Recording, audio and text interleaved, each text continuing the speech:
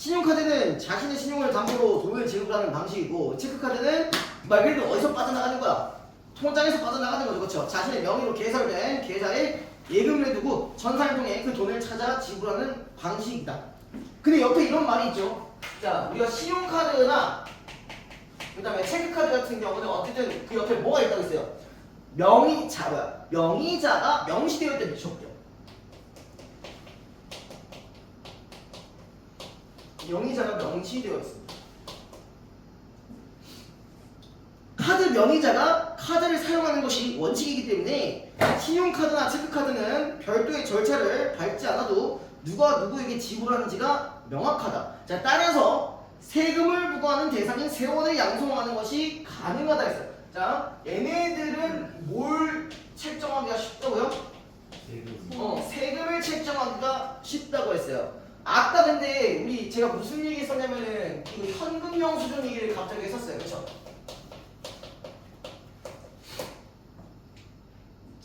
자, 얘 같은 경우는 그냥 결제하면은 이 새끼가 이런 소비를 했다가 바로 튀어나오기 때문에 얘는 별로 문제가 안 돼요. 근데 현금으로 하는 경우에는 있을까 없을까 문제가? 있어요. 어떤 문제가? 안 잡혀요. 그렇죠. 세금이 안 잡히니까. 탈세. 그렇죠. 탈세의 요소가 있을 수 있겠네. 그렇죠. 맞잖아요. 현금은 그냥 현금 막치기 했어. 그거 어떻게 알아? 계좌치면 알 수도 있겠지만 보통 모르니까. 그래서 생긴 제도가 현금 영수증이라는 제도예요. 뭐 거들라고? 세금 거들라고. 세금 거들라고. 근데 그런 경우 있잖아. 현금으로 결제할 경우에 10% 할인하는 거잖아. 그거 왜 그런 거야? 현금 영수증 해나 나오면 해줄까 안 해줄까? 안 해주겠지. 왜? 세금 내니까! 세금 피하려고 하는 거죠. 저도 이제 뭐 세금 낼 때가 됐습니다. 다음 달이면 세금 내야 돼요. 네. 아마 받을 확률이 좀 더 높긴 한데. 그게 그렇거든요. 이제 그 특정 구간이 있어요. 특정 그 수익 구간인데 연소득 구간인데 그걸 넘기 전까지는 돈을 받을 수 있어요. 그래가지고 그러니까 아예 이 구간에서는 뭐 어느 정도만 돌려받는데 여기서 여기 딱 그 선 되기 전까지는 쭉쭉쭉쭉 세금을 받을 수 있는 금액이 올라가다가 여기 넘어가면 이제 내야 돼. 여기 근처에야지. 여기 근처에. 그러니까 이번에 세무사도 쓸 거라서 얼마나 올지는 모르겠는데 대충 한 6, 70만 원 받을 것 같긴 한데 느낌이. 그랬습니다. 아무튼 국세청은 1999년부터 신용카드 매출 자료를 모아 세금을 부과하는데 활용해왔다. 자, 그러나 거래대금을 현금으로 지불하는 현금 거래의 경우, 자 여기서 현금 거래 동그라미 치시고 얘는 지금 뭐라고 돼 있어요? 세원을 양성화하기에 한계가 있었대요. 아까 말씀드렸던 이유 중에 하나예요. 이에 따라 2005년부터 현금 영수증 제도를 도입해 시행하고 있다. 가령 음식점과 같은 현금 영수증 가맹점. 자, 요거 현금 영수증이 어떻게 적용되냐? 자, 음식점이 지금 뭐라고 돼 있냐면은 뭐라고 돼 있어요? 가맹점이라고 돼 있죠. 가맹점. 현금 영수증 가맹점이라고 돼 있어요. 가맹점 뭔지 아세요? 쓸 수 있는 게 아니야. 현금 영수증을 발급받을 수 있는 공간이야. 근데 자, 여기서 그냥 끝나지 않았고요. 얘는요, 현금 영수증 발급 장치를 통해 현금 영수증 사업자에게 현금 영수증의 발행 승인을 요청한다. 자, 그러니까 가맹점에서 끝나는 게 아니야. 현금 영수증 사업자가 있어요. 얘가 뭘 하는 거냐? 그러니까 여러 가게가 현금 영수증 가맹점이 있을 수 있잖아. 여러 가지가, 그렇지? 여러 가게가 있을 거 아니야. 얘네들의 현금 영수증을 다 취합하는 역할을 해요.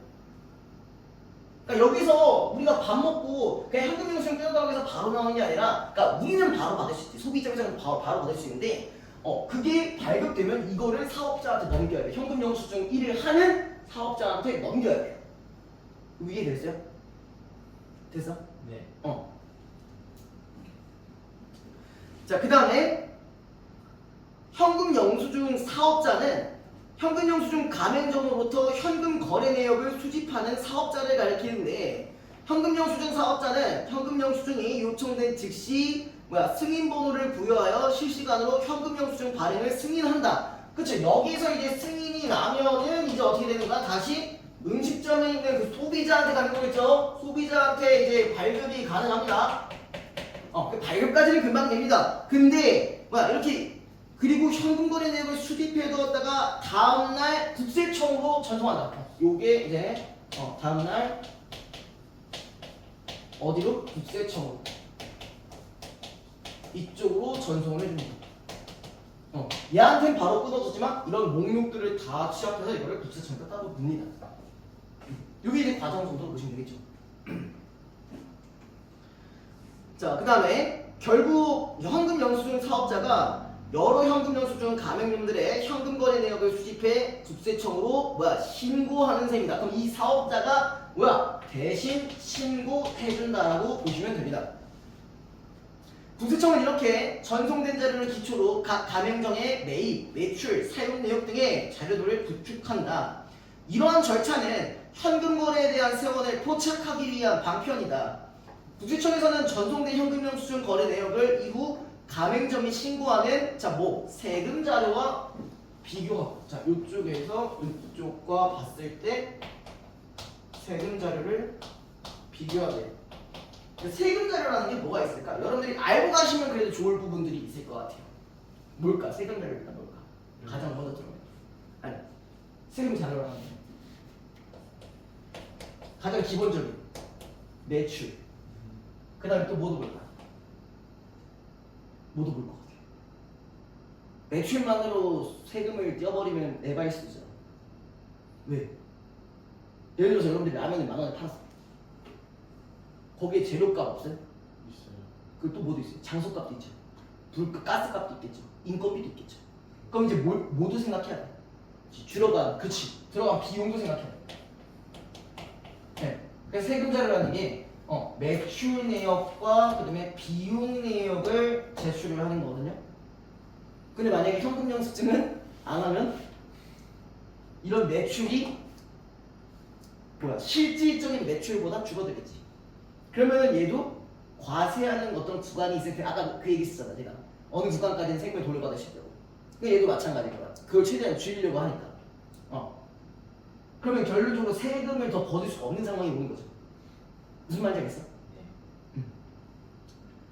여러분들이 나중에 종합소득세를 내실 일은 많이 없으실 것 같은데 대부분 직장 생활을 하신다면 그럴 일이 없을 거고 아마 저처럼 뭔가를 이렇게 프리하게 뭔가를 한다고 하면은 좀 있을 수도 있어요. 어떻게 제 동료가 되시? 트레이닝 열심히 시켜줄게. 아무튼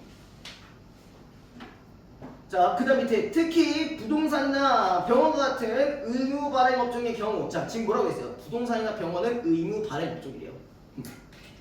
상대방의 요구와 관계없이 10만원 이상의 현금 거래에서는 영수증을 발급해야 한다. 두 가지 업종이 있었죠? 부동산, 그 다음에 병원 같은 경우 얼마 이상? 10만. 10만원 이상. 이거 이상일 땐 영수증이 있어야 된다. 이런 특징이 있었고요.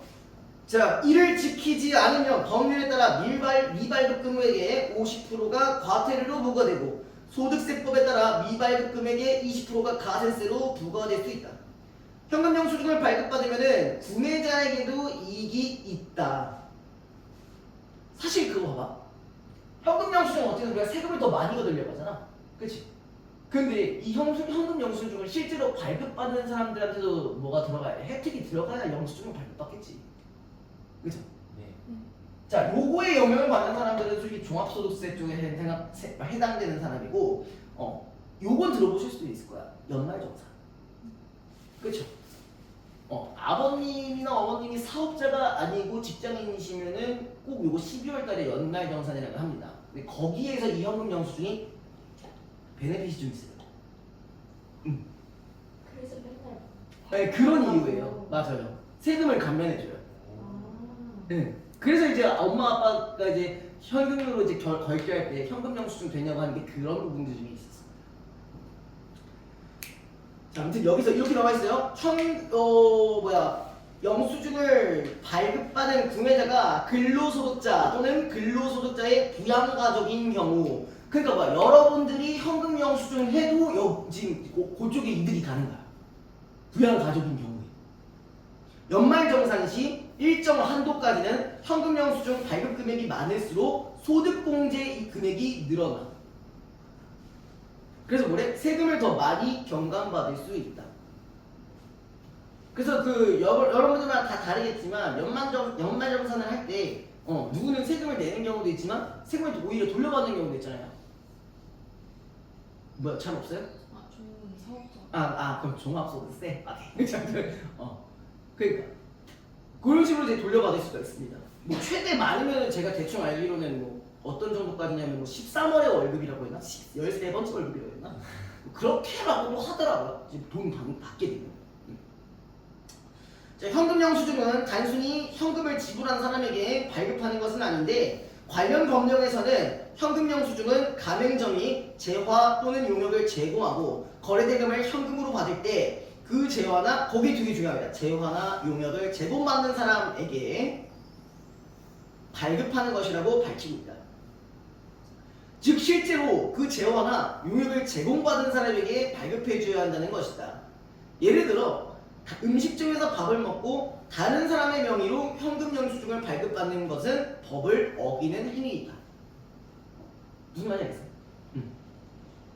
법령에 따르면 음식에서 밥을 먹은 당사자가 받을 수 있어야 돼요. 당사자가 현금 영수증을 받도록 한정해 놓고 있게 됩니다. 이는 현금 거래의 경우 현금의 출처를 확인하는 것이 어려워 세원을 파악할 수 없기 때문에 아무런 관련이 없는 제3자가 현금 영수증을 발급받는 것을 막기 위한 것이다. 즉 현금 거래나 카드 거래 모두 재화나 용역을 제공받는 대상과 대금을 지불하는 주체가 일치해야 한다. 그래야 뭘 하기가 더 쉽다고? 세원을 하기가 쉽다는 거죠. 세원을 이제 가져가기가 쉽다는 얘기죠. 자, 그래서 얘는요, 이번 문제만 딱 풀어볼게요. 딱 풀기 이전에 잠깐 여기 보기 제가 한번 읽어드리고 가겠습니다. 보기에서 가져갈 내용들이 충분히 있기 때문에 제가 봤을 때 그냥 풀라고 하면 또 못 풀 수도 있어서 중간중간에 물어볼 수 있습니다. 자, 그 세 번째 좀 볼게요. 안녕하세요. 제일 억울한 사연을 하소연하라고 합니다. 저는 실수로 친구를 다치게 했는데 친구는 입원을 하게 됐고 저는 제 실수를 인정하여 병원비를 내주기로 합의했습니다. 그런데 퇴원 날 병원에서 병원비 100만 원의 현금 영수증이 제 이름이 아닌 환자의 친구의 이름으로 발급되었습니다. 일단 이 상황까지만 봐봐. 이게 뭐야 이거? 이렇게 하는 거 맞아? 아니요. 근데요. 왜 안 돼? 환자인 친구의 이름으로 발급된 게 정상 아니야? 당사자가 해야 되는데. 네. 입원한 게 누군데? 친구 아니야? 그렇죠. 이거 안 했으면 뭐 발표 틀렸겠네요. 그죠? 자, 제 이름으로 현금 영수증을 발급받아 연말에 세금 혜택이라도 받을 수 없을까요? 현금 영수증으로 하면은 절대 불가하죠. 뭘로 하면 가능할까? 카드. 그렇지. 카드로 하면 가능합니다. 자, 이제 문제 풀어보시죠. 쉽습니다.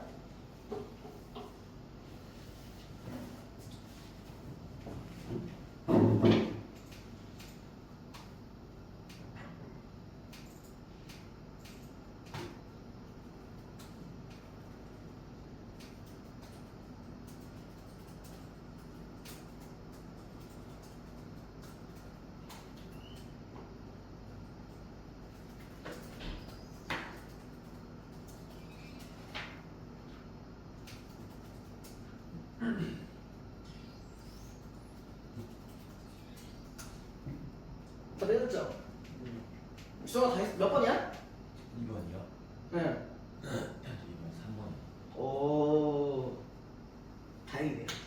잠깐 주세요. 설마 3번 안 하신 분 있어요? 4번이 강준서 씨. 자, 봐봐. 4번. 사연자가 신용카드로 병원비를 지불하였다면은 대금 지불의 주체와 병원 치료비를 받은 당사자가 일치하는 것으로 보아. 그러니까 이 보아라는 걸 다른 말로 뭐로 바꿀 수 있어? 간주하여.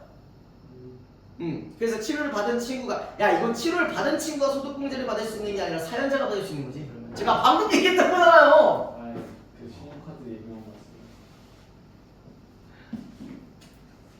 다른 선자 하신 분 있어요? 이바사님? 그래도 멘탈 다시 오케이 다행. 친구 많았어? 4번 있어요. 왜?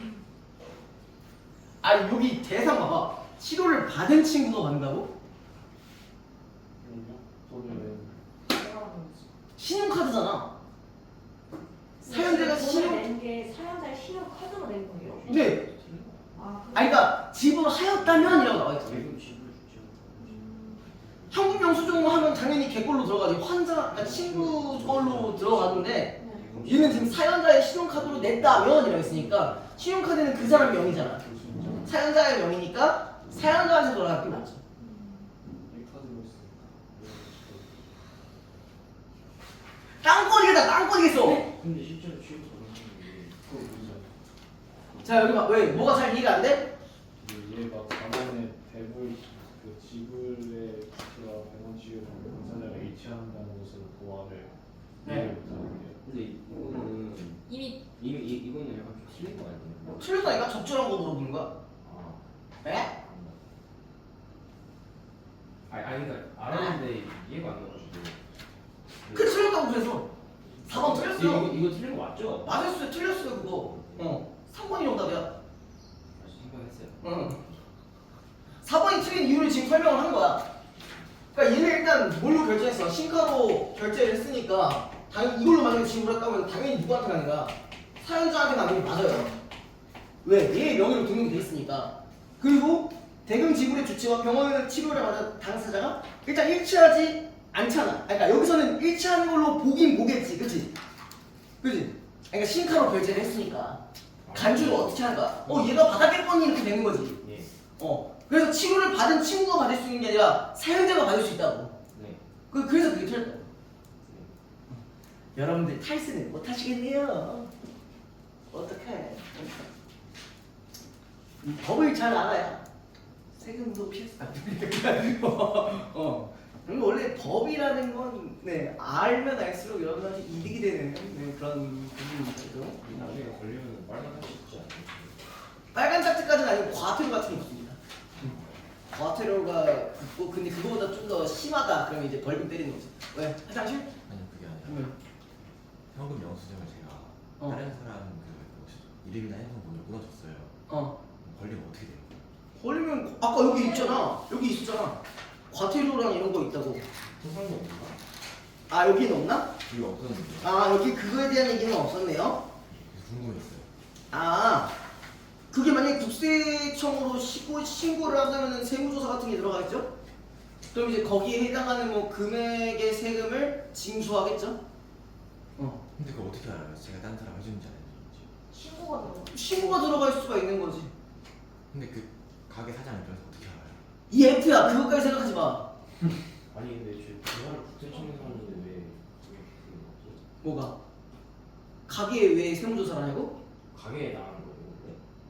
가게에서 거기에 그 명의자와 뭔가 다른 걸 찾으면 그 다음에 거기 사람 찾아가겠지. 맞네. 여러분들 무제품인데 이게 중요하지 않습니다. 제가 이런 게 중요하지 않아요. 궁금할 수 있어. 궁금할 수 있는데 그치 뭐 나중에 탈세하려고? 이미 몇번 한 거야. 아 이미 요구했어? 아니 안 했어요. 너는 너의 명의로 헌금 영수증을 받으면 너네 어머님이나 아빠한테 가는 거야 그거. 오. 아까 아 그 야 지금 지네 부양 가족이라고 했잖아. 맨날 안 해도 해야겠다. 할 수 있으면 해. 그게 나중에 다 돌려받을 수 있는 부분이니까. 만약에 그럼 제가 네. 현욱이 해금 전례라고 그 만약에 바로 먹었어요 제가. 바로 먹고 식당에서 현욱이 이름이랑 핸드폰 번호로 했어요. 근데 그럼 사장님이 제가 현욱인지 주성인지 어떻게 알아요? 전 그게 좀 그게 그거 개인정보까지 다 입력해야 돼. 핸드폰 번호로만 안 될 거야? 그리고 따로 번호가 따로 있어. 그 고유 번호가 있어. 이해가 저한테 알려줬어요. 만약에. 고유번호가 있다고요? 근데 그거는 못 잡지. 가게 사장 입장에서 아예 모르지. 전화번호랑 이름 하나. 사장은 어쩔 수가 없. 사장은 모르지. 조사는 들어갈 수 있지. 그냥 이름만 그냥 그냥 전화번호 입력하면 되는 거 아니에요? 저 맨날 전화번호 입력하면 맨날 해준다. 나 안 해봤어. 저 공유번호 입력했어. 저는 다 카드 갖고 그때 난 사업자가. 나는 그냥 엄마 번호. 아 그래? 근데 너네는 상관이 없어. 엄마 아빠 부양 가족까지는 괜찮다고 했거든. 아, 근데 굳이 그런다고? 그럴 거야? 그런 적 있어? 만약에 서로 근데 아니다. 아니요, 그냥 궁금했어요. 그럴 수 있지. 자 이렇게 우리 조기 종료의 한 발짝 더 뒤로 갔습니다 이제. 조기 종료와 좀 달라졌네요. 자 다시 3회차 39페이지 봅시다. 현대시 생각보다 쉽습니다. 생각보다 많이 쉽고요. 한 작품은 여러분이 익숙하실 수 있는 작품이기도 합니다. 네, 인물은 아실 것 같긴 해요. 잠깐 갔다 올게요.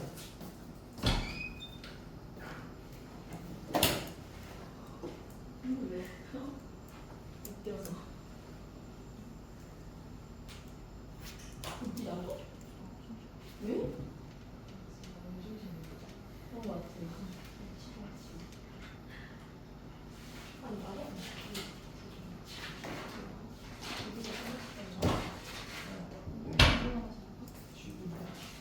그게 이제 독서 전화 와요. 네, 누나 예술과 역사 두 가지가 있습니다. 이랬어. 그 앞에 있던 지워줘.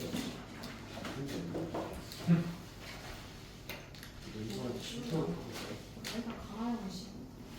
가만히 쉬어 보이네. 가만히 쉬어. 예술이 필요가 쉽지 않아. 왜? 문제를 쉬어. 가만히. 이제 푸는 건 솔직히 시간 이거 없겠어. 이거 레벨 비싸요. 자, 나 이 눈물이라는 작품 모른다 손. 한분 두분 셋. 거짓말하지 마. 아, 저 진짜 모르겠어. 두 분 아세요? 저는 내신 연계. 내신도 했어요. 내려주시고. 내신도 했는데 님들이 뭐세요? 노랗다. 님들이 뭐세요? 저는 내신 때 안 했어요. 이건 수특에도 있었어요. 언제 수트예요?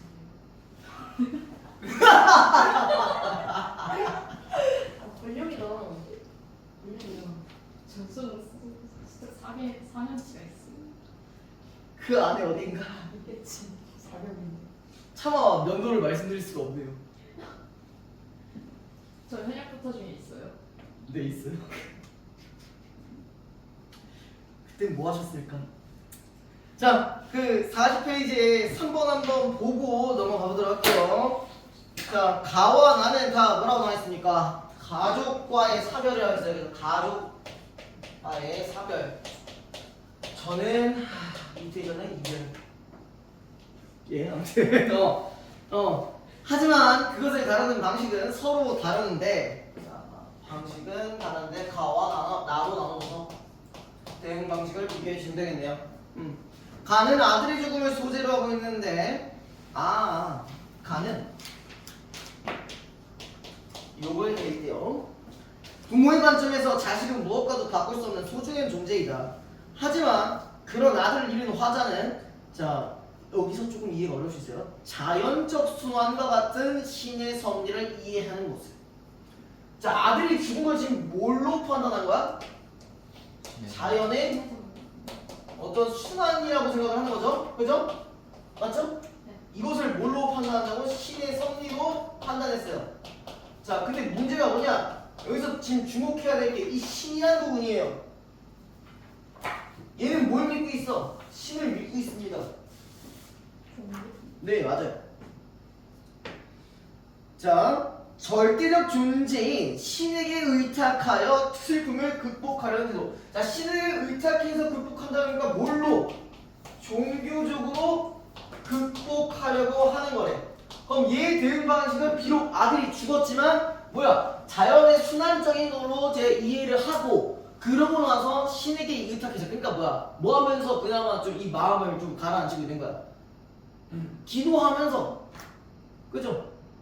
기도하면서 뭐 하는 거야? 슬픔을 극복하는 방식이 갑니다. 승마랑 같은 거예요. 네, 비슷하다고 보시면 됩니다. 자, 그 다음에 나는요. 자, 나는 아내와의 사별이래요. 아내와의 사별. 아내가 졌어요. 근데 처음에 화자는 사별로 인한 아내의 부재를 인정하지 않는 듯한 태도. 자, 초반에는 인정을 안 해요.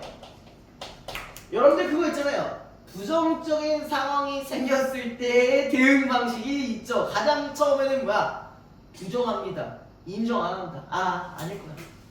아닐 거야. 그러니까 저도 뭐예요? 네, 저도 이렇게 수업 소재에 써먹을 줄은 몰랐네. 자, 이제 헤어졌어요. 야, 다음날 아침에 카톡이 안 옵니다. 그게 뭐야? 아이, 아닐 거야.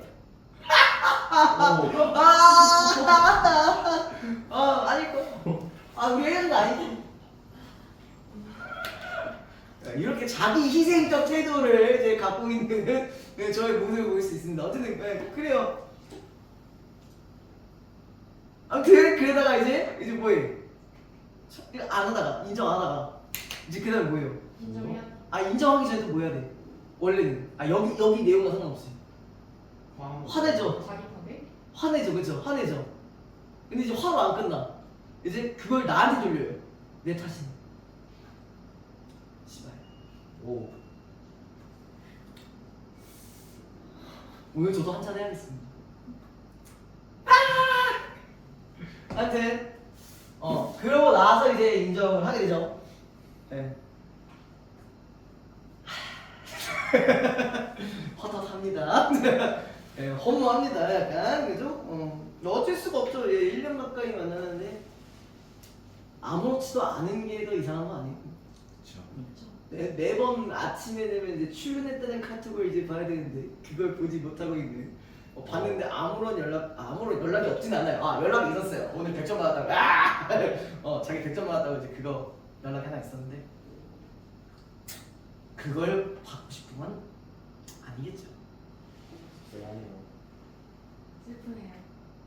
진행 시간 가거든요. 네? 뭐라고? 지금 쉬어가세요.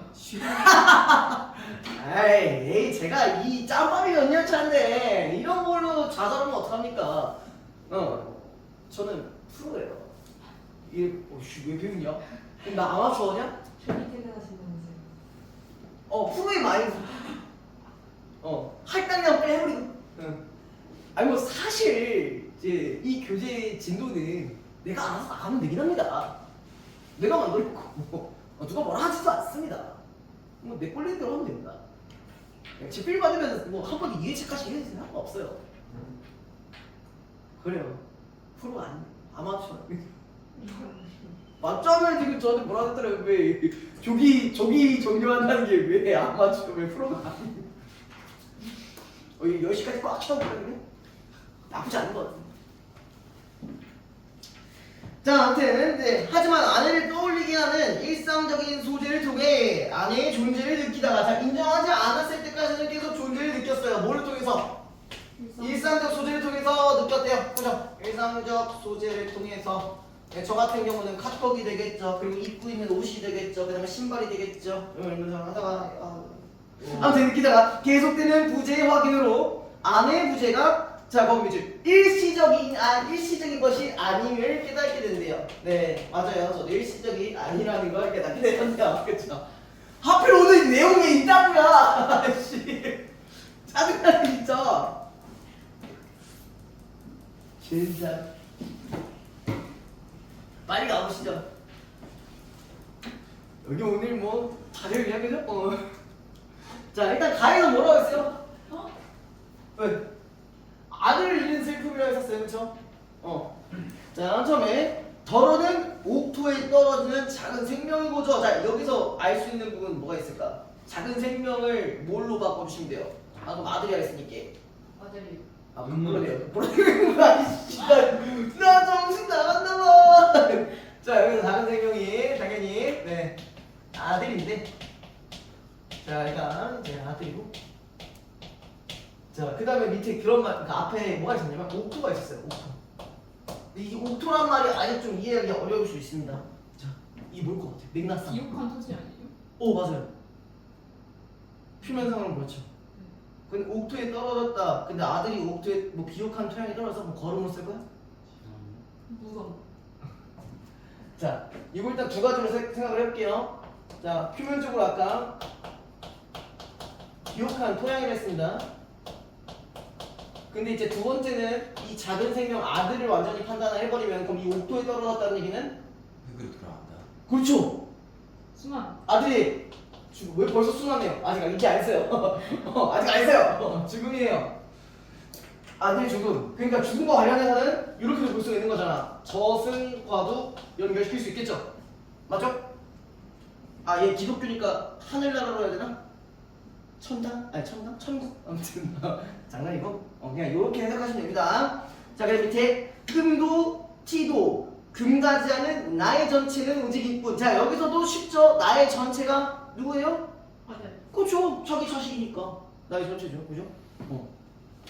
자, 그 다음에 더욱 값진 것으로 드리라 하올제. 자, 뭔가 더욱 값진 것으로 드리라 한다. 이 얘기는 무슨 말일까?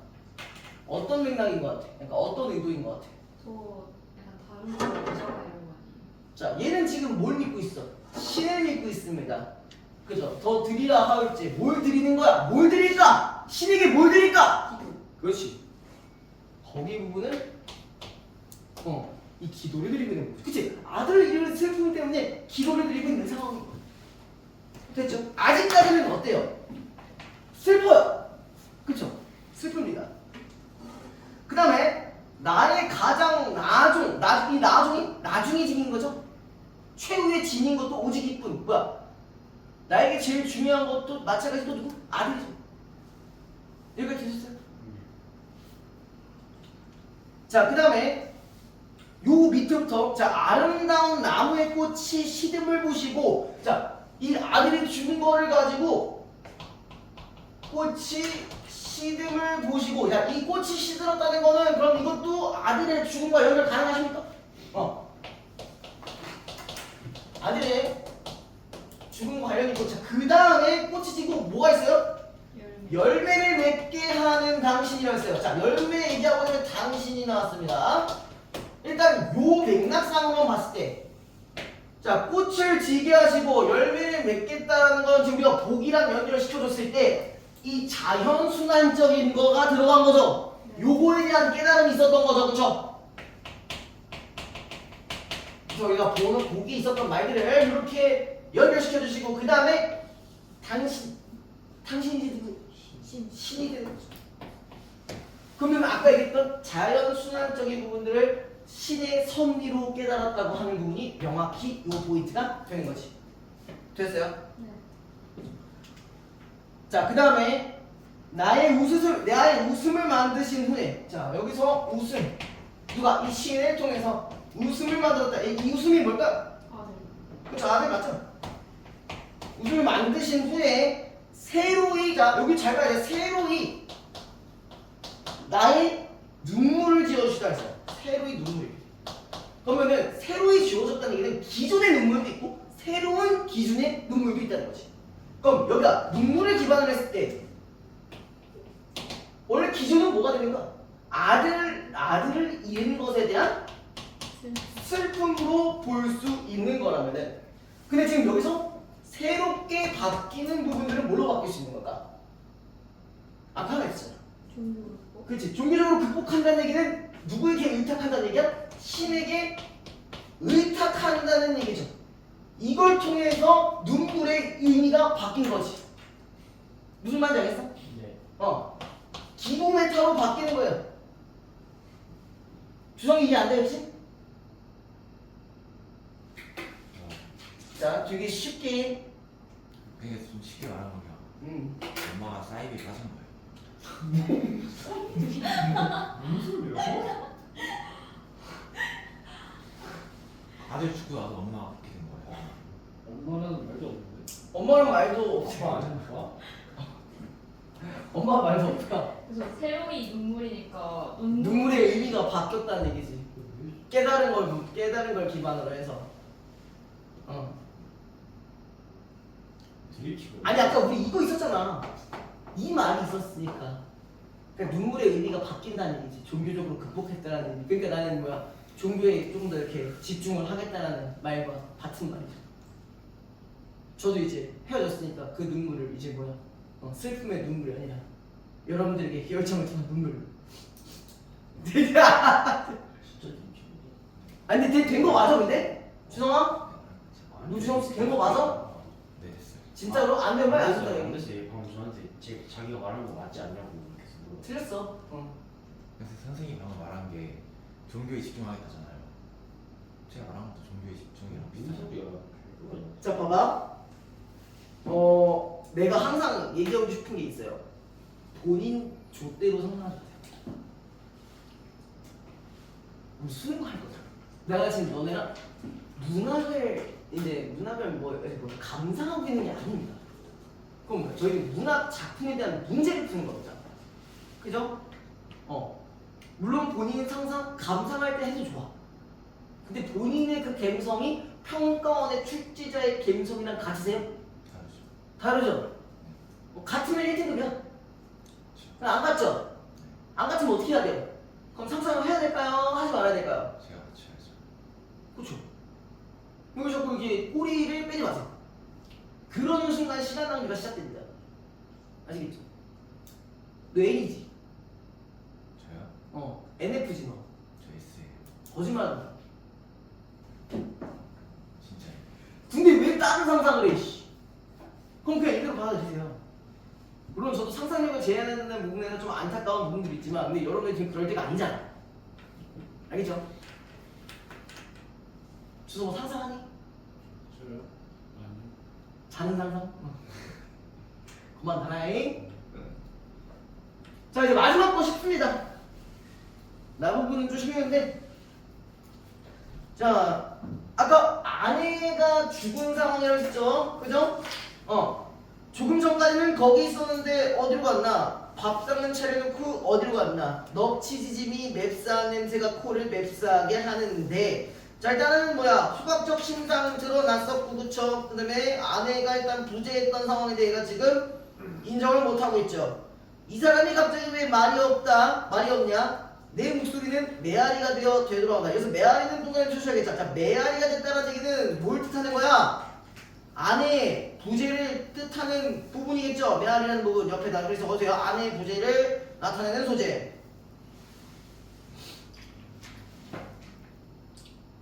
자, 그 다음에 내 목소리만 내 귀에 들린다.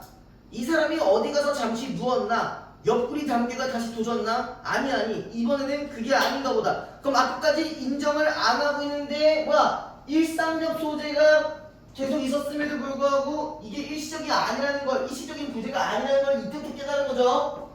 그러면서 이제 마지막에 뭐라 나오니까 한 뼘 두 뼘 어둠을 적시며 비가 온다. 자 어둠을 적시며 비가 온다라는 건 우리가 그럼 부정적 상황이라고 이제 생각하는 부분이라고 보시면 되겠죠. 그죠? 그 다음에 혹시나 하고 나는 밖을 기웃거린다. 나는 풀이 죽는다. 자 풀이 죽는다고 했으니까 뭐야 결국 아내가 없다라는 걸 알게 되고 뭘 느끼는 거예요?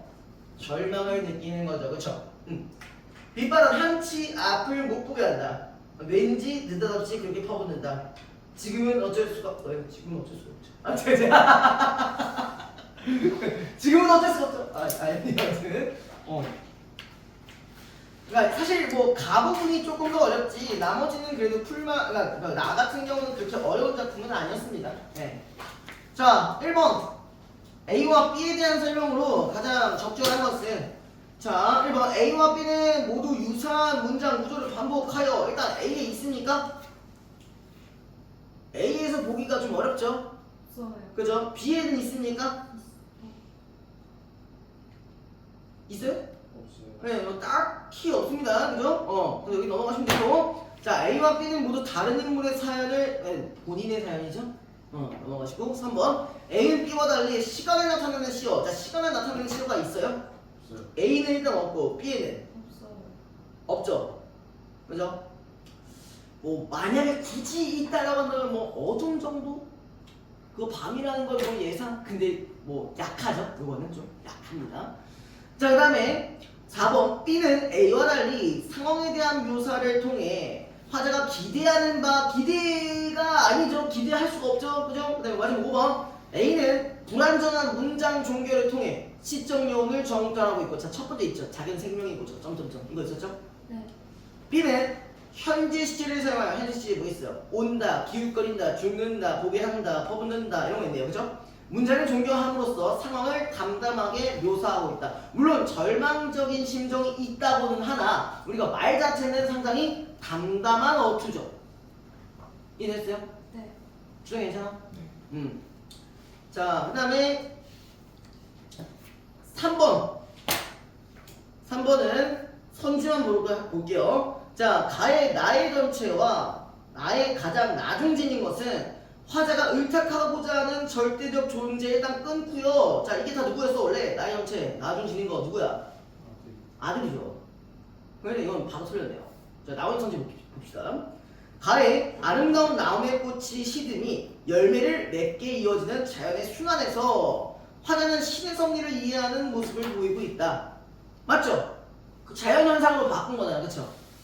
3번 나의 조금 전까지는 거기 있었는데에서 아내의 부재를 인정하지 못하는 화자는 이번에는 그게 아닌다보다에서 아까 이거 말씀드렸죠. 일시적이 아닌 것임을 깨달았다. 자, 4번 나의 넙치디짐이 맵싸한 냄새와 옆구리 담기는 일상적 소재라고 볼 수 있죠. 네. 그래서 화자가 아내를 떠올리게 하는 것이다. 그다음 5번 가의 옥토에 떨어지는 작은 생명이고자 해서 화자는 슬픔을 극복하고자 하는 태도를 보이고 있고, 그지? 우리가 처음에는 이 옥토가 이렇게 생각을 했었잖아요. 근데 우리가 완전 처음 해석한다 쳤을 때 사실 아들이 죽었다는 것만 생각하면 우리 이거에 더 가까웠지. 네. 근데 이러한 과정을 통해서 이제서야 옥토가 진짜로 비옥한 토양이라는 걸 알 수 있는 포인트였죠. 그럼 여기서도 뭐야? 슬픔을 극복하고자 하는 태도가 맞죠. 왜? 자연순환으로 바꾸면서 종교적으로 극복하려고 했기 때문에. 이거 이해됐어요? 요 구조 이해됐어요? 네.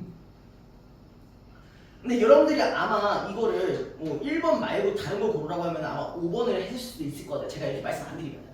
그죠? 그래서 좀 말씀드렸고요. 자, 나의 빗발은 한치 앞을 못 보게 한다 해서 화자는 현재 상황에 대한 절망을 경험하고 있다. 이건 맞는 말이죠. 자, 그 다음에 두 개 남았죠? 자, 44페이지. 지금 시간이 괜찮네요. 자, 요거 보기만 좀 제거를 나가고 그 다음에 쉴게요. 왜요? 다들 왜 그러는가?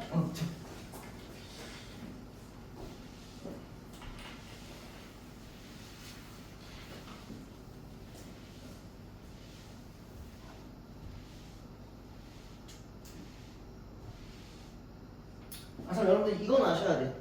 지금 여기 3회차 연계 포인트에 이 작품이 있습니다. 또 있어요.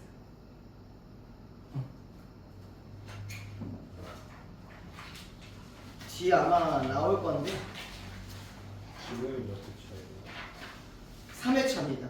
53페이지 보시면은 2019년 3월 모의고사에 실려 있었던 문제입니다. 네, 그래서 여기 포인트 넣어놨고요. 자, 첫 번째 여기 보기부터 볼게요. 이거 아세요? 김유지 씨? 황홀한 실종 아시는 분 아무도 없어요? 이런 쌈빠들 유진이 아세요? 유진이 기출해봤으면 알 것 같은데. 그럼 그냥 가보죠. 네. 선생님 이거 동물원 일이에요? 네. 그럼 저 알아요.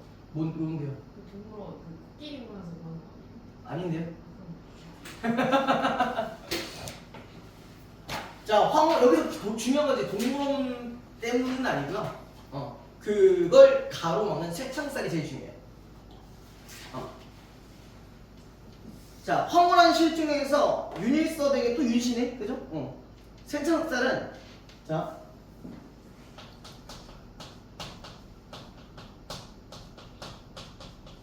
여기서는 선택받은 자들의 공간인 안쪽과 그로부터 쫓겨나 떠돌아야 하는 이들의 공간을 확고하게 이분하는 일종의 분계선을 의미한다. 자, 세창살은 분계선이라 했었는데 이건 어쨌든 간에 뭐랑 연결이 가능해요? 경계. 또 뭐랑 연결이 가능할까? 단절. 요거랑 연결이 가능하죠. 그래서 여기서는 이 분계선이 안과 밖을 나누는 기준이라고 돼 있고 안에서는 뭐야? 선택받은 자라고 돼 있죠. 선택받은 자. 그럼 여기는 뭐야? 추방당한 떠돌이라고 돼 있어요. 떠돌이. 요 구조로 나와 있습니다. 자, 안팎에 대한 일섭의 분리는 분계선 안쪽에 대한 욕망으로 이어지지만 손박사와 같은 타인에게 일섭의 욕망은 반대로 바깥 세계를 열망하는 것과 같이 도착된 것으로 파악되고 만다. 자, 여러분들 도착 뭔지 아세요? 도착? 도치랑 비슷한 말이에요. 뭐 비스무리해요. 여기서 지금 봐, 이거 도착됐다는 거. 얘는 그 알고 유니석은 뭘 원해? 안쪽에 있기 원하는데 다른 사람들은 뭘로 판단하는 거야? 밖으로 되는 걸 밖을 욕망한다고 판단하고 있죠. 그 도착과 관련된 그 병이 또 있죠. 들어보신 적 있어요? 도착증이라고? 그잖아. 성 도착증 뭐 이런 거. 그게 뭐예요? 아, 좀 뭐라고 해야 될까? 특이한 취향을 갖고 있는 그런 사람들. 왜? 아니 그것도 증후군이라고 하기는 해요. 여러분들이 일반적으로 생각하는 상식선에서 벗어난 성도착 착증이 있기도 합니다. 뭐 이런 거지. 그러니까 예를 들어서 진짜 말도 안 되는 얘기지만 뭐 저 선인장을 보는데 흥분해. 선인장만 보면 막 흥분해. 그거 좀 이상한 거잖아. 일반적이지 않잖아요. 그런 걸 성도착증이라고 합니다. 그럼 도착이라는 말이 좀 여기서는 바뀐다는 의미로 받아들이시면 되고. 의미가 여러 가지 있어요. 아니요, 바뀌는 걸 기반으로 해야죠. 변화된다는 걸 기반으로 하니까 일반적인 것과 다르다라는 거. 주성, 너 언제까지 보이세요? 애기. 응애야?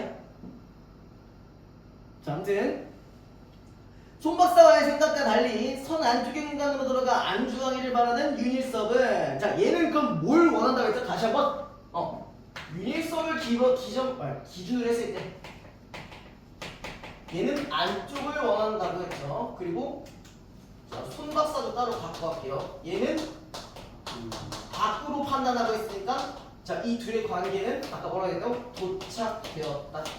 혹은 이렇게도 바꿀 수 있죠? 전도가 되었다. 이렇게도 바꿀 수 있죠? 자, 얘는 기성체제에서 탈락하거나 소외되지 않게 현실의 수능에 살아가는 모습과 더불어 추방과 배제에 대한 불안이 겹쳐있는 현대인의 모습을 반영한다. 그럼 얘는 어떤 인물이라는 거야? 윤일섭은 최대한 현실에 대해서 수능을 하려는 인물이라고 판단해 주시면 됩니다. 되었을까요? 네. 네.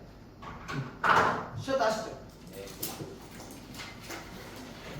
확률로 되게 유력한 작품 중에 하나라고 저는 판단이 됩니다. 굉장히 유력해요. 이미 나온 바도 있고, 그 다음에 또 전지적 작가 시점인데 또 인물에 대한 초점화도 그대로 있고, 그렇기 때문에 뭐 이것은 최소 6에서 9월 요 둘 중에 하나는 나올 수 있을 거라 생각합니다. 얘는 딱 중모에 나오면 좀 괜찮을 것 같은 그런 작품이에요. 봅시다. 은행원인 윤일섭은 자, 승진 탈락, 업무상의 과실 등으로 인해 남모를 곤욕을 치르면서 주변 사람들을 고의적으로 괴롭히는 장난, 거짓말 등을 쉽게 멈출 수 없는 기이한 병증을 알게 되고, 자, 이분 미친 새끼네요, 그렇죠? 네, 우리 일섭이 지금 뭐라고요? 뭐라고 장애인이라고요? 뭐라고 했는데? 저희 친구 중에 딱 한 명 있어요. 일섭이요? 이찬이. 뭐 승진 누가 당했니? 아니면 뭐 과실 있었니? 자, 어쨌든 이거는 자, 얘가 뜻하는 것이 뭐야? 회창사를 기준으로 한다고 하면은 뭐가 될 수 있어?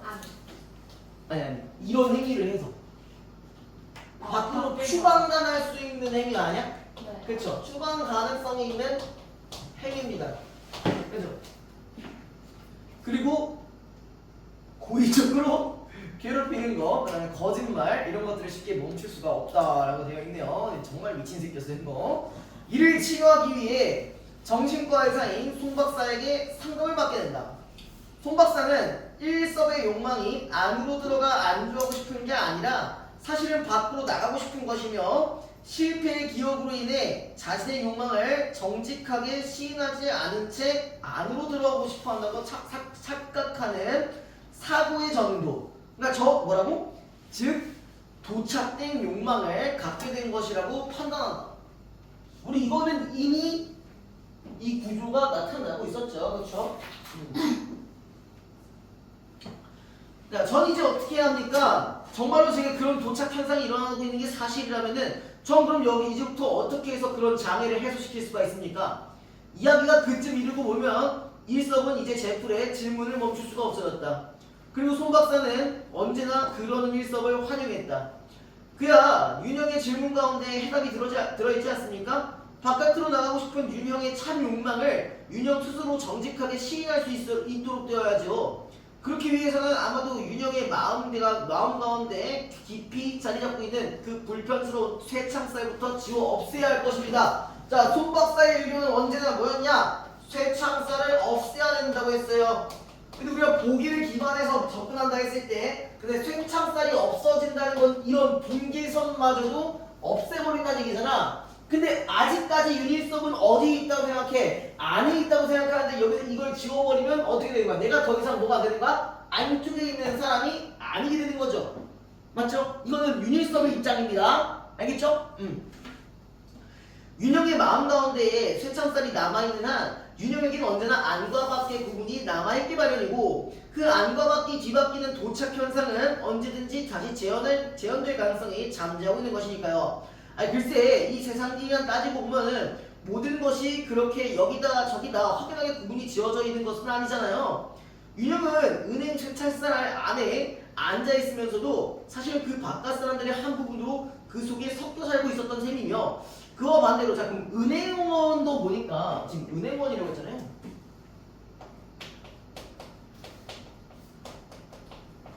은행원이라는 이 직업 자체도 사실 여기 뭐가 존재한다 했어 방금? 쇠창살이라는 게 존재하지. 정확히 말하면 유리판입니다. 그러니까 얘는 은행원이라는 이 말 자체가 이 안에 있는 사람이거든요. 그래서 얘가 원래는 안쪽에 있는 사람을 판단을 해야 됩니다. 자, 그 다음에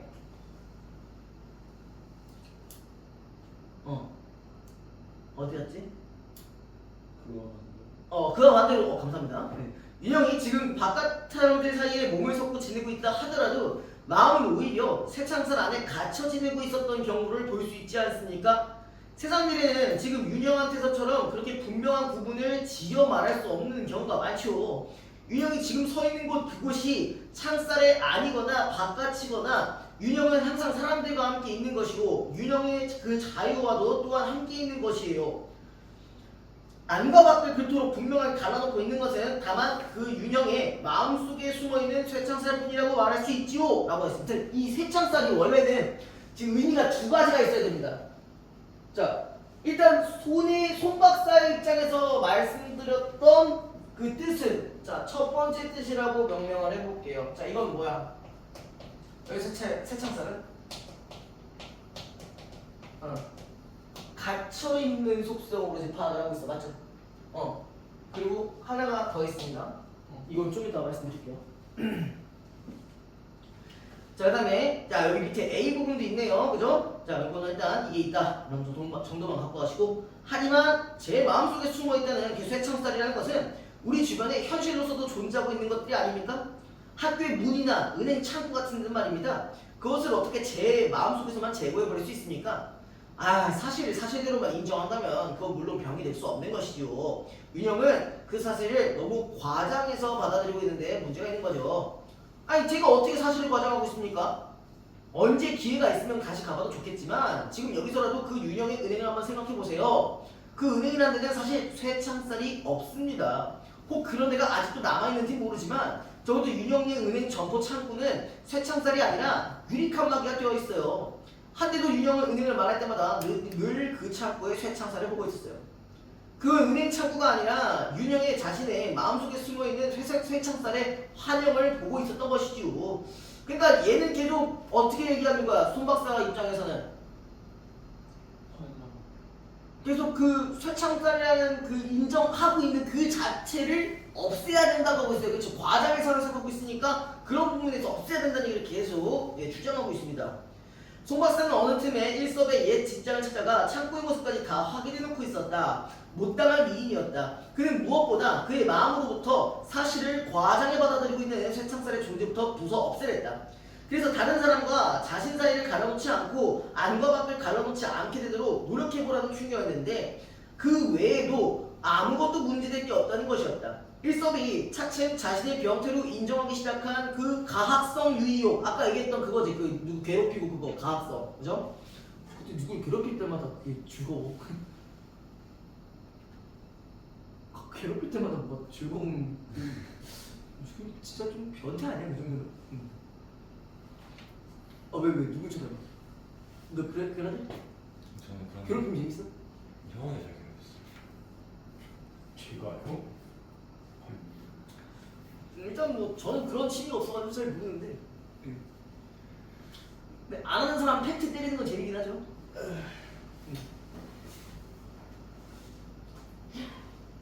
자, 아무튼 이런 것에 대해서도 송 박사는 지극히 낙관적인 태도였다. 그러니까 뭐야, 아이 뭐 어차피 금방 날 건데 뭐 이런 얘기 있죠, 그죠?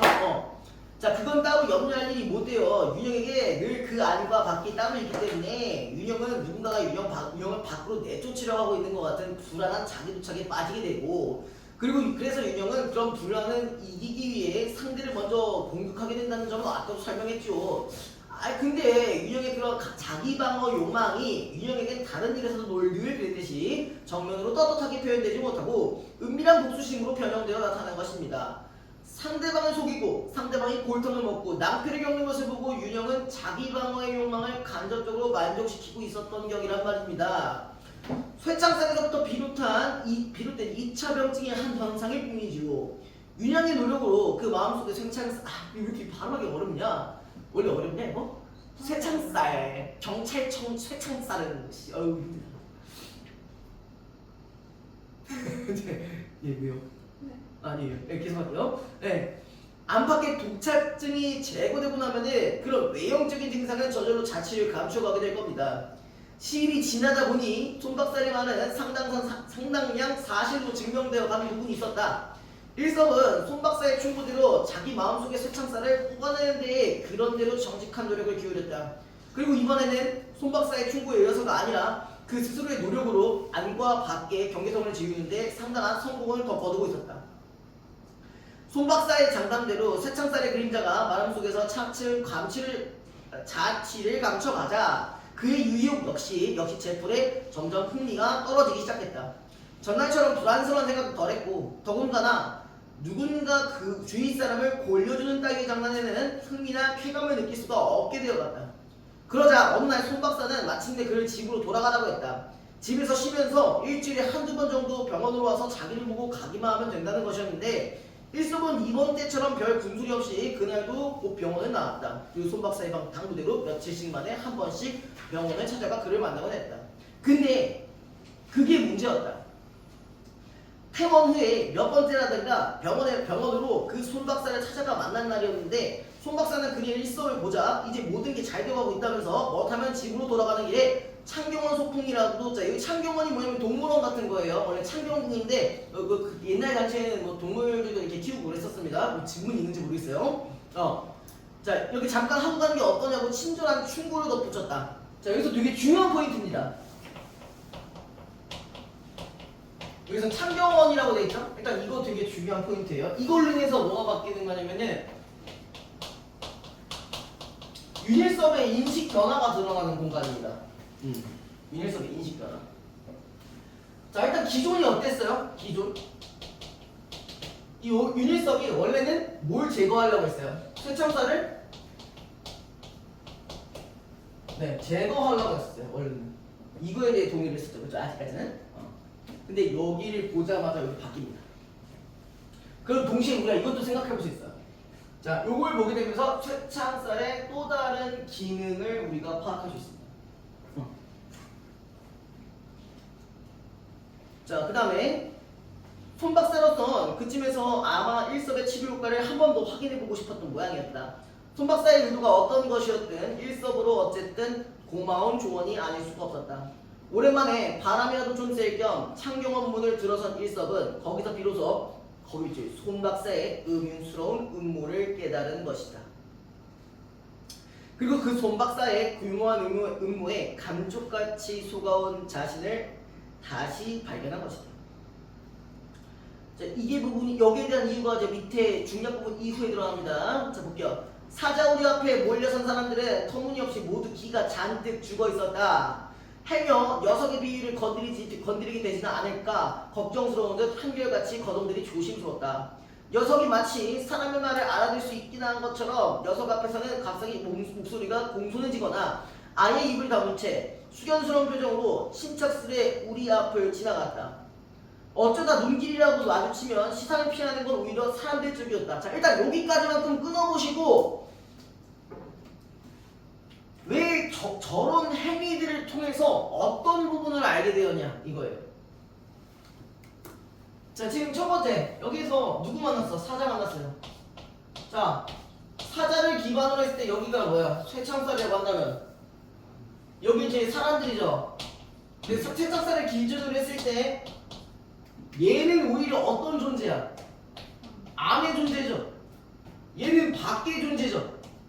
근데 이 밖에 있는 사람들이 얘한테 어떤 감정을 느끼고 있어? 대표적으로 두려움 같은 거를 느끼고 있어요. 그렇죠? 그럼 이미 여기에서 이 쇠창살의 의미가 달라지는 거라고 볼 수가 있겠죠. 그죠? 자, 이걸 조금 더 확실하게 위해서 밑에 것도 쭉 볼게요. 그리고 그런 사정은 앞서의 원숭이 우리 앞에서도 물론 마찬가지였다. 자, 그럼 사자뿐만 아니라 또 다른 사례도 들어왔어요. 자, 원숭이의 사례도 있었습니다.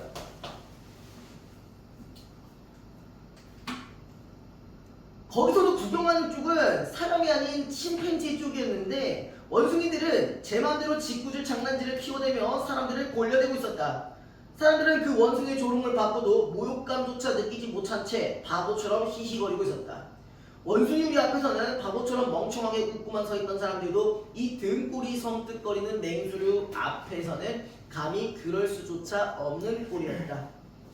결국 손 박사는 여태까지 유닛석 자기를 속이고 있었던 게 분명하다. 자, 이걸 통해서 뭘 느꼈다고? 자, 이 쇠창살을 제거한 거에 대해서 이제 어떻게 생각하는가? 부정적으로 생각하게 된 거죠. 그죠? 이거를 이제 뭘로 판단했다고? 손 박사의 음모라고 지금 판단했다고. 그죠?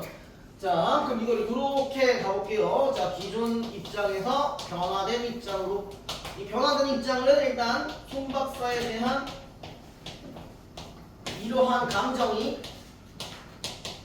생겨나고 있다는 거 일단 첫 번째. 마음속의 쇠창살을 부숴 없애는 게 치료법의 첩경이라던 손 박사의 처방은 전혀 엉터리 없는 거짓이었다. 손 박사가 뭐라고 궤변을 늘어놓고 있었든 세상에서는 현실적으로 곳곳에 쇠 울타리들이 마련되어 있었다. 자, 그리고 그것은 물론 쇠 울타리 안에 여기 동그라미 쾌적한 공간, 그 다음에 독차지, 그 다음에 즐기려는 자. 일단 동그라미 쳐주고 그 옆에 여기도 동그라미 쳐주세요. 선택을 받은 자들. 자, 그럼 여기서 쇠창살의 새로운 의미가 나타났습니다. 선택받은 자가 있는 뭐가 되는 거야? 공간이 쇠창살이지. 됐어요? 우리가 처음에는 쇠창살의 속성이 이렇게 판단되었지만 어떤 걸 통해서 이 창경원을 가게 됨으로써 요 뜻으로 변화가 됐다는 거죠. 이건 명확히 어디랑 연결돼? 얘는 얘는 일섭의 생각이라고 보시면 되죠. 정확히 말하면 손 박사의 생각도 그렇기도 하고. 근데 손 박사는 이걸 생각하고 있지만 누구한테? 일섭이한테 이렇게 설명하고 있는 거지. 다시. 손 박사가 누구한테? 일섭한테 하는 뜻들은 이거였어. 근데 실제로 생각하는 손 박사의 마인드도 이거였어. 오케이. 쇠창살을 부시는 건 뭐야? 얘는 더 이상 선택받은 자가 아니게끔을 만들려는 거잖아. 이해되세요? 자, 그 다음에 선택을 받은 자들은 그 안전한 쇠 울타리 보호 속에서 기분 좋게 바깥 세상 구경이나 하면서 살아가고 선택받지 못한 자들은 바깥으로 쫓겨난 채 선택받은 자들의 모욕적인 눈길 속에 우왕좌왕 방황을 계속하고 있는 게 현실이었다. 그럼 여기서 선택받은 자들에 해당하는 거는 아까 처음에 나왔던 요 두 친구도 선택받은 자로 간주할 수 있는 거죠. 그죠? 자, 그것은 참으로 유니서브로서는 커다란 각성이었다. 하물며 그 울타리의 안락한 보호가 사자까지 들짐승에게까지 이르러 있음이랴. 손 박사도 실상은 그 선택받은 자들과 한무리일이 분명했다. 손 박사가 그렇대죠, 그죠? 선택받은 자. 손 박사에게도 자신의 쇠창살이 몰래 간직되어 오고 있었을 건 두말할 나위가 없었다. 손 박사에게 그것이 없다면 정상이 아닌 것은 윤일섭 자기가 아니라 오히려 그 손 박사 쪽이었다. 손 박사는 이를테면 자신의 쇠창살을 교묘하게 숨기면서 윤일섭 그에게만 그것을 부수라 끼워낸 셈이었다. 참으로 괘씸하고 가소로운 미인이 아닐 수 없었다. 손 박사가 그에게 자신의 쇠창살을 부수라 충동질한 것은 그를 그의 곁에서 내쫓으려는 의문스러운 깸수 위에 아무것도 아니었다. 더더구나 그 우리 넘어 짐승에 대한 그의 정당한 분노를 아직도 제 마음속의 쇠창살을 부수지 못한 병태 하나라 단정하려 든다면은 그건 사랑과 축생의 미신을 뒤바뀌어 오르는 손 박사의 무서운 배신일 수밖에 없었다. 녀석을 결단해놓고 말겠다는 일소의 단호한 결의는 손 박사가 대수롭지 않게 말해버린 그 가학적 위욕 같은 것일 수는 도저히 없었다. 그럼 얘는 뭐야? 그의 정당한 분노라는 건 어떤 거겠어요? 내가 안쪽에서 바깥으로 쫓겨난 날 것 같은 거에 대한 불안감에서 기인된 거라고 보실 수 있는 거죠. 맞죠? 자, 거기 정당한 분노 옆에다가 이렇게 적어주세요. 추방당할 것에 대한 불안감에 의해서 발생한 것, 그 정당한 분노라는 것. 그럼 얘가 어쨌든 쇠창살을 없애게 된다면 얘는 더 이상 뭐가 되는 게 아니기 때문에 안쪽 사람이 아니기 때문인 거죠. 자, 1번 보겠습니다. 여러분 이거 의외로 좀 풀기 어려우실 수 있어요. 그렇죠? A에 나타나는 말하기에 대한 설명. 자, A 부분 같이 한번 보시면서 갈게요. 자, 1번 일섭은 자신이 알고 있는 사례를 구체적으로 제시하며 손 박사의 의견을 반박하고 있다. 자, 일단 있어요? A 가장 첫 번째에 있죠. 학교의 문이나 은행 창구 같은 데 말입니다. 이런 거 있죠? 그 다음에 2번 손 박사는 일섭의 사고방식이 지니고 있는 문제점을 지적하여 일섭의 반박에 대해 답변하고 있다. 그 바로 밑에 대사에 있죠. 그쵸? 사실을 사실대로만 인정하면 병이 될 수 없다 이 얘기고. 3번 일섭은 손 박사가 말한 내용을 바탕으로 손 박사가 언급한 자신의 문제점에 대한 진술하고 있다. 질문하고 있다. 이것도 바로 밑에 있죠. 내가 어떻게 사실을 과장하고 있습니까? 그죠? 4번 손 박사는 과거에 나왔던 일섭과의 대화를 직접 인용하여 일섭의 발언인 진의 모순점을 지적하고 있다. 어디가 없어요 일단? 과거에 나누었던 직접 인용했다는 부분이 없죠? 그죠? 이런 부분 때문에 틀렸습니다. 자, 5번 손 박사는 권위에 가까운 방식을 활용하여 일섭이 착각하고 있는 문제를 언급하여 일섭의 생각을 자신이 원하는 방향으로 유도하고 있다. 이거 맞죠? 가스라이팅 조직이 하고 있잖아요. 그죠? 자, 2번 기억 미음에 대한 이해. 그러니까 기억이 윤영의 질문 가운데 해답이 들어있지 않습니까? 적절하지 않는 겁니다. 자, 손 박사는 도착 현상이 일어나는 것을 사실로 가정하는 일섭의 말에 문제 해결에 실마리가 있다고 생각하고 있다. 그죠? 이 해결할 수 있겠네 이 얘기는. 그죠? 그 다음에 니은이 뭐였죠? 그 다음 거에 있네. 그죠? 맨 밑에 가학적 유효. 손 박사는 일섭이 곤란한 것으로 여기는 병증에 대해 해결이 어렵지 않다고 생각하고 있으면 알 수 있다. 자, 어떤 거 부분 보면 알 수 있어요? 낙관적인 태도란 말 보고 알 수 있었죠. 3번 손 박사는 자신의 진단과 처방이 일섭에게 내재되어 있는 정신적 문제를 치유하는 데 효과가 있을 것이라는 점을 자신했다. 이것이 지금 뭐였니? 손 박사의 장담대로 자취를 감춰가자. 맞네요. 그러면은 4번 사자우리 옆에 몰려선 사람들의 모습에 대해 부당적 평가를 내리고 있는 일섭의 입장. 자, 일이 사자 옆에 지기가 잔뜩 죽어 있었으니까 이것도 그렇게 볼 수 있죠. 그쵸? 네. 마지막 괘씸하고 가소로운 위인이 아닐 수 있다. 맨 마지막에 있습니다. 손 박사가 자기가 가지고 있지 않은 쇠창살은 뭔 소리야? 가지고 있죠? 일단 여기서 틀렸습니다. 자, 그럼 3번은 오히려 좀 더 쉽겠죠? 창경원에 대한 이해로 적절한 거. 자, 일섭이 귀감의 대상 아니죠? 귀감이 뭔지 아세요? 그러니까 공부할 만한. 본관할 만한 걸 귀감이라고 합니다. 그렇죠? 그다음 2번. 손박사와 일섭 사이에 촉발된 갈등이 일섭의 바람대로 해결되는 장소가 아니라 오히려 여기서 뭐가 된 거야? 갈등이 촉발된 공간이죠? 맞아요? 네. 3번. 일섭을 다른 방식으로 치료하는 손박사의 의도가 결국 성공한 이건 뭐 전혀 상관없는 거고. 4번. 자신을 상담해왔던 손박사에 대한 일섭의 신뢰감이 깨지는 게 있다. 이거에 맞는 말이겠죠. 그 다음에 4번. 적절하지 않은 겁니다. 자, 안과 밖을 그토록 분명하게 가다놓고 있는 것이 마음속 쇠창살이라는 박사의 말을 고려할 때 일섭이 세계를 구분하는 일정의 선을 의식 속에 지니고 있다. 맞냐? 2번. 자, 등골이 섬뜩거리는 맹수류 앞에서는 웃지 않은 이들을 보며 대상이 실은 우리 안에 구경의 대상이 실은 우리 안에 동물이었음을 깨닫는 것을 볼 때 이것부터가 벌써 틀린 것 같죠, 그죠? 네. 구경의 대상이 누군데? 바깥쪽 사람들이잖아. 맞죠? 일섭이 기성체제에서 소외되지 않으려 수능은 이건 뭐 전혀 상관없는 말이고요. 3번. 쾌적한 공간을 혼자 독차지하고 즐기려는 자들을 위한 영리한 고안으로 쇠울타리의 의미를 파악하는 것을 봤을 때 일섭이 울타리 밖으로 쫓겨나 떠돌게 되는 것과 같은 배제에 대한 불안을 느끼고 있다. 맞죠? 자, 4번. 안락한 보호를 말하는 일섭의 분계석 안쪽에 대한 욕망을 바깥으로 나가고 싶은 유형의 참 욕망과 같이 도착된 것으로 인식하는 것을 봤을 때 손박사가 환자인 일섭의 증세를 당사자의 생각과는 다르게 파악. 이건 뭐 그렇게 하니까 소창철 부시란 말 하고 있겠죠. 5번. 우리 영어 짐승에 대해 분노하는 것을 고려할 때 일섭의 분계선 안쪽에 대한 욕망을 지니고 있으면서도 뭐하고 있다? 선택받은 자에 대한 반감을 갖고 있다.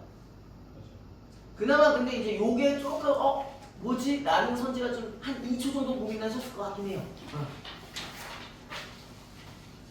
자, 45페이지. 쌤, 좀 쉬워요. 좋아요.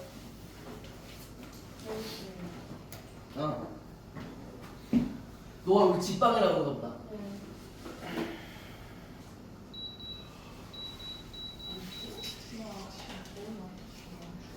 이 정도 이 정도 이렇게 없지. 베밀게 여기 일단은 몰라. 한개 300개를 왜 뱀일기만 했어? 한 30분에서 하지. 이거 딱 하고 마무리합시다. 운동인 줄 1분에 10개 해야 되는 거 1분에 10개. 이렇게 나가? 40분인가? 알았어. 1분에 이렇게. 빨리 하고 빨리 갑시다. 왜 뭐? 단 거 많이 드세요. 10초에 한 2개 정도. 그게 조금 안 되긴 하는데. 왜 그래? 쌤. 뭐 덕질에 성공하셨나요? 아니. 덕질은 안 돼. 또 덕질하고 있는 사람이 또 있나요? 네? 뭐가 좀 잘 됐어요? 아니, 여기 온대요. 누가요? 경찰이. 우리 형 온다고?